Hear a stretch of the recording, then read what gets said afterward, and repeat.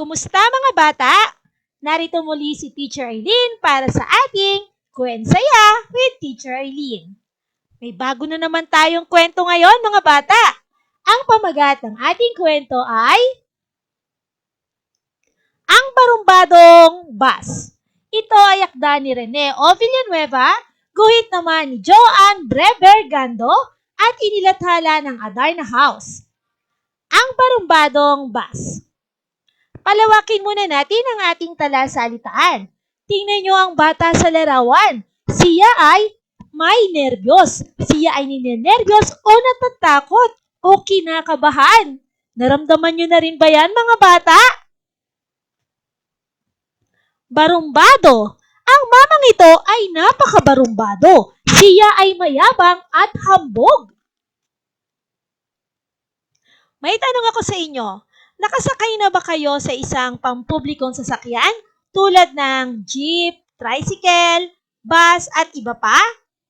Ako nakasakay na ako sa jeep, sa tricycle, sa bus at sa tren. Kayo ba? Tingnan natin ang retrato sa harap ng libro. Sa inyong tingin, mukha bang mabait ang bus na si Cass? Tingnan nyo nga. Tingnan nyo, yung nasa gitna na kulay pula, si Cass. Siya ay isang barumbadong bus. Umpisa na natin. Ako ang hari ng kalsada! Sabi niya. Takot ang lahat ng jeep at kotse sa kanya. Sa daan ako ang tunay na bida! Walang kinakatakutan si Cass. Hindi siya takot sa jeep at sa kotse. Hindi rin siya takot sa taxi, kahit sa pulis at sa pasahero. Hindi rin takot si Cass. Ang bilis-bilis ng takbo ni Cass, kaya takot na takot ang mga pasahero. Para! Para! Sabi nila. Pero humihinto lang si Cass kung saan at kailan niya gusto. Pagbaba ng mga pasahero, nervyos sila. Dahan-dahan lang ang takbo! Sabi nila kay Cass, hindi sila pinapansin ng barumbado. Kahit pulis ay walang magawa. Ayan na si Cass, Cass-Casero! Unahan ng lahat sa pagtakbo para iwasan ang bus na barumbado. Talagang walang magawa ang lahat kay Cass. Kahit ilang ulit siyang pagsabihan, talagang matigas ang ulo. Ako ang hari ng kalsada! Lagi niyang sinasabi. Gagawin ko ang lahat ng gusto ko! Walang pinakikinggan si Cass. Dahan-dahan lang, Cass-Casero! Sabi ng mga halaman sa daan. Binugahan lang sila ng usok ni Cass, saka nagtatawang umarurot ng gusto. Inubo ang mga halaman. Pero hindi man lang lumingon si Cass-Casero. Sa loob-loob niya, yan ang mabuti sa pakailamero. At muli siyang kumaripas ng takbo. Minsay kinausap siya ni Ulap.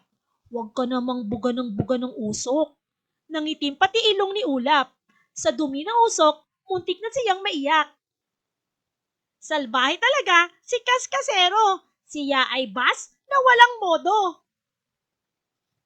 Kahit ang araw at ang buwan ay walang nagawa kay Cass. Wala siyang pinakikinggan kahit na sino. Ako ang hari ng kalsada! Ang katwiran niya. Magagawa ko kahit ano ang gusto ko. Isang araw, naglasing si Cass. Glok, glok, glok, glok, glok. Glok, glok, glok, glok, glok. Inom ng inom si Cass. Glok, glok, glok, glok, glok.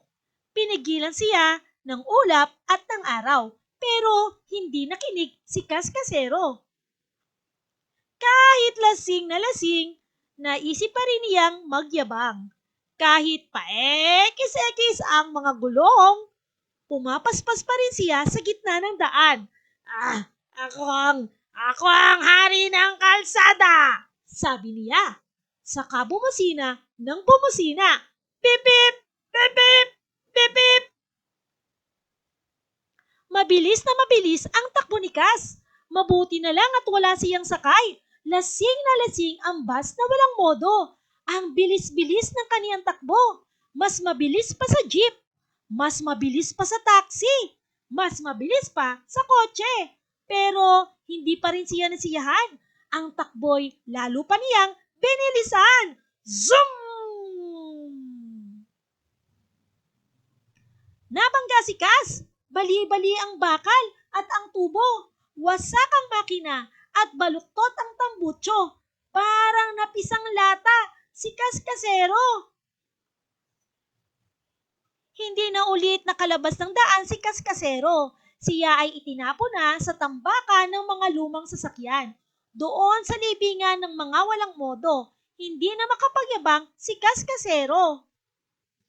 O mga bata, nawa ay nagustuhan nyo ang ating kwento ngayong araw. At mayroon din kayong natutuhan.